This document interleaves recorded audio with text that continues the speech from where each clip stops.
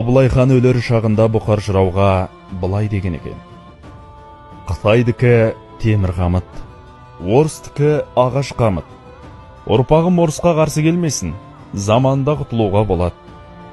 Қытайдың темір қамытынан құтыла алмайды. 50 жыл ат үстінде ел қорғадым. Қазақтың бір қадам жерінде Қытайларға бермедім.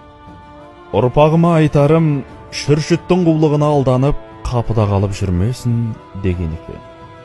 Қазірде Қытай әлемнің кез келген елін соғысы жаулап алуға шамасы жететін жалғыз мемлекет. Ақшасын инвестиция ретінде құйса болғаны, техникасында, халқында оңай кіргізіп алады. Қытай халқының 1% қазақ жеріне кірсе болғаны, қазақ үшін ақыр заман дей беріңіз. Көшіп барған жерінде бақашаян түгілі жыбырлаған құмырсқада таппайсың. Барлығын жей береді. Сол бақашаян жеген Қытай қазаққа нендей жақсылық көрсетті? Қазақтарға қарсы ұстанған бағыты қандай? Қытайдың ойлағаны жеріңді алу ғана. Кез келген мемлекеттің негізі жерден, ұлттан, тілден тұрады. Аталған үшеудің біреуі кем болса, ол ел құрып біту бағытында деген сөз. Кейбір жандар ашкөздігін қоймаса, халық ереуілін тоқтатпаса, Қытай секілді алып елдер оп-оңай өз мақсатына жетуі мүмкін. Бүгінде өткен бабалары найза ұстап жауға шапқан, балалары шашын бояп құлағына сырға таққан, Қытайлармен құда болып орыстың тілінде сөйлейтін, тамырынан ажыраған бәйтеректің күйін кешкен дейміз. Бұлай жалғаса берсе саны 10 миллионнан азаға асатын ат төбеліндей қазаққа жақсылық болмас.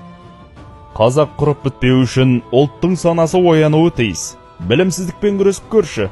Елдердің жағдайын бағамдап, соған сай әрекеттер жасау керек. Қытай саясаткерлерінің миында қазақтың қонақ жайлылығы сонша қатынында қойныңа салып береді деген ұғымды қалыптастырып алған екен. Сол ұғымды жою үшін ұлт мәселесіне келгенде шетелдік келімсектер мен көрші елдерге қатаң талаптар қойылуы тиіс. Өзге ұлт өкіліне тұрмысқа шыққан қазақ қыздарын міндетті түрде азаматтықтан шығару керек.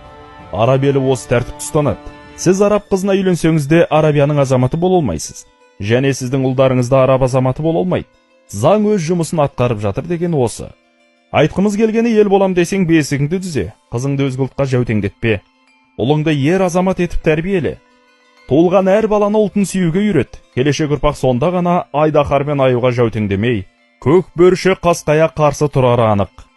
Видео ұнаса міндетті түрде лайк басып кетіңіз және арнаға жазылып қасында шыққан қоңыраушаны басып қойыңыз. Өз пікірлеріңізді комментарийға қалдырып кетіңіз, біз міндетті түрде оқитын боламыз. Сондай-ақ видеоны тарату тетігі арқылы барлық әлеуметтік желілерге таратып жіберіңіз. Мәтінді оққан Айдос Оразай, жазған Аян Досқара.